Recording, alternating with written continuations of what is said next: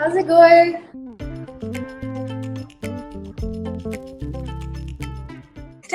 Tell me, do you like staying at home? Are you that kind of person? I honestly, I was telling a friend of mine yesterday that my personality, the kind of person that I am, is I spend usually most of my waking days trying to get out of plans, avoiding meeting people, doing as much as I possibly can not to leave the house.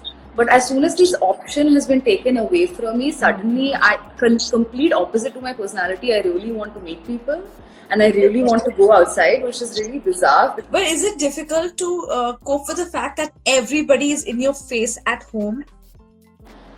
You know what? Not at all, because so I live with my sister, and I don't get to see my sister usually because she's so busy. Yeah.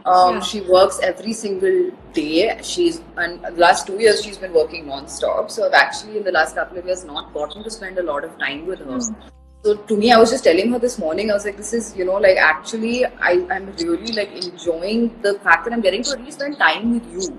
The rest of it is, yes, it comes and goes from being, totally fine and then sometimes overwhelming. But I'm actually enjoying the fact that I get to spend time with my sister. So I'm soaking that in as much as I possibly can.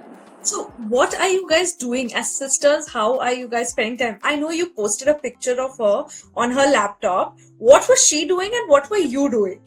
So I was writing an article. I was working, and she started to take a creative writing course. She's taking a creative writing course right now to keep herself busy. So we were basically sitting together and we were writing. So it's the first time we've actually sat together and written together. So it was a really nice, it was a really nice moment that we were having. And a lot of people are also saying that, looking at that picture, that काश हम ऐसे दिखते while sitting at home and working. Yeah, Alia always ends up looking so good. Even how we look when we're working from home.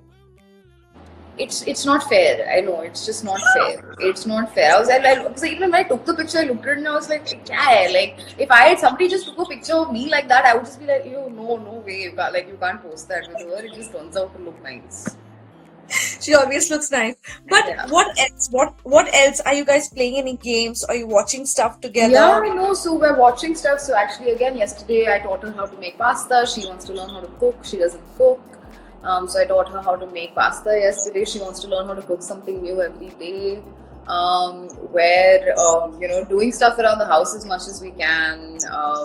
Because again, now people don't have help, so we're actually also enjoying, and we're seeing how much work goes into keeping a house going on a daily basis. Not jhadu pocha, but the rest of the stuff, it's. I mean, that's the thing. We get we're so lucky and we're so privileged that we actually don't realize how much goes into just the day to day of keeping a house going. Which book are you reading right now?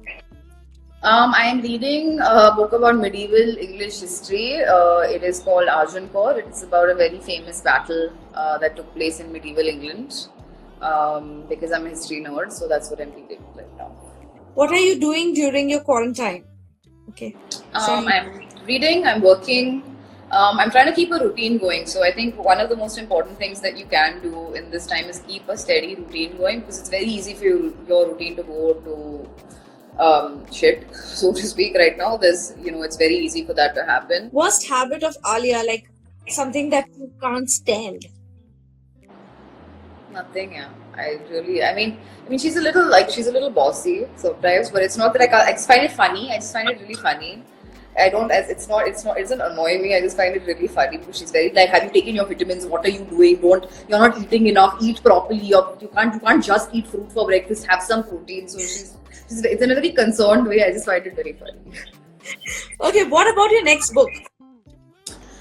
So yeah, I'm starting to write my next book right now. It's also going to be non-fiction. I can't really tell you much more about it right now, but it's going to be non-fiction. And hopefully with not much else to do, I will get it written quite fast. That is the hope. Because there's really no excuse not to do it. So I'm hoping I will get it done quite fast. Do you have recommendations? Which all book we should read at this time?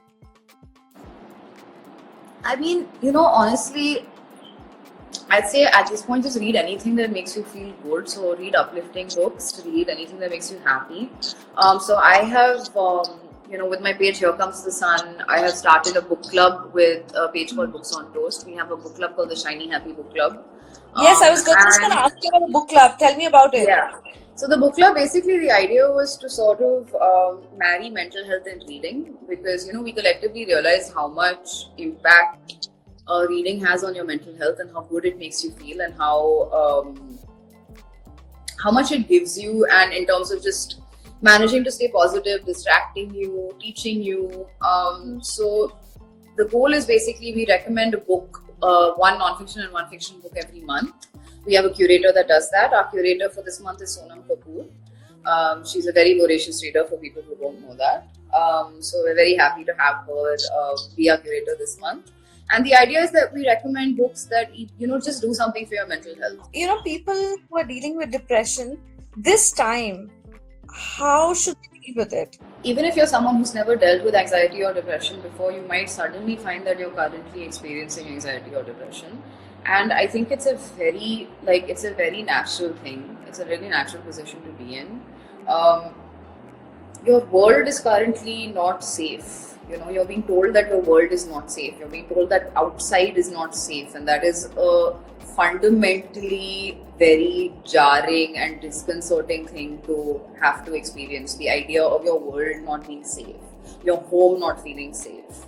I'd say don't fight it. Because I've realized for me what's been happening is I've been oscillating between being like I'm fine 97% of the day, and the last 3% of the day I'm overwhelmed. That's the thing, I have it very easy. I'm in a very wonderful position, having a roof above my head, food on my table, and good health right now is the utmost privilege. A lot of people in our country do not have that. So I'm constantly very well aware of the fact that I am so incredibly lucky. So I'm not struggling with it in a existential way at the moment. I think it's just a lot of very overwhelming information that's coming in on a constant basis. And it's okay to be overwhelmed by it. So I allow myself that 20-minute day, a day feeling of being overwhelmed by it, and then I center. Then I get back to, it's fine. Salute to the coronavirus warriors who are out there. They're doing a great job, aren't they? Yeah, I've been thinking about it repeatedly. We have the luxury of sitting at home and doing our best not to get ill by sitting at home. But there are people out there who do not have that luxury. I have friends that actually work in essential services who are, really, I see how hard that they're working right now to sort of make sure that we all get the things we need, and that that ranges from people that are manufacturing masks and protective clothing for doctors, it's policemen, it's people at the grocery stores, that making sure we get our food, our medical guy. Yeah, there's so many people that are currently just putting themselves in the line of fire. Just so that we have the things that we need and we can be comfortable and keep ourselves safe. Thank you so much, Shaheen, for talking to us. Thank you so much. I hope that you keep healthy and you keep safe, and that you enjoy the time that you're getting to spend with your family.